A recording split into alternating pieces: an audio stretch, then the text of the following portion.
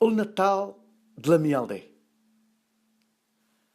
O Natal das grandes capitales tem mais luzes que o Natal de la minha aldeia.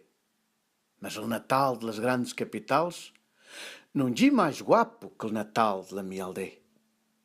Porque o Natal das grandes capitales a nada se parece ao Natal de la minha aldeia. As grandes capitales têm remilhões de enfeites e luzes. Estão as cores a acenderem, a apagarem, a cegarem, e sotos com muitas montras a tirar a brilha contra os olhos.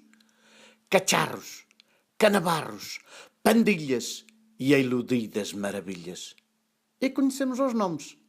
Paris, Londres, Lisboa, Nova York. E toda a gente sabe disso. Mas poucos sabem como é o Natal da minha aldeia. E a fogueira do galho grande que fazemos. E que alesse todo mundo que ela se chega por um igual. E as campanas do nosso campaneiro que tocam solo para nós. E por isso, o sonido pertence solo aos que allá estuvimos. E muitas amigas e amigos, conhecidos, ao redor da fogueira do galho.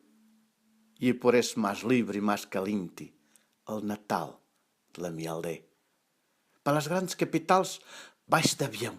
Na minha aldeia não há aeroporto.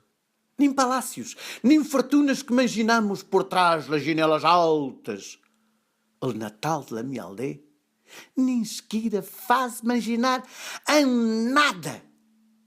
Quem passa o Natal na minha aldeia quer só passar o Natal na sua aldeia. E ainda está lá meu pai, minha mãe, meus hermanos, cunhadas e cunhado, Lamiti, os meus filhos, os meus sobrinhos e sobrinhas nitas. E temos uma pedra vermelha que se chama B. E nadie sabe disso. Porque fomos nós que la mantemos. Solo para nós. No Natal da minha aldeia, há umas luzes a piscar no foltral da igreja que dizem para todos e para todas as pessoas do mundo. Boas festas.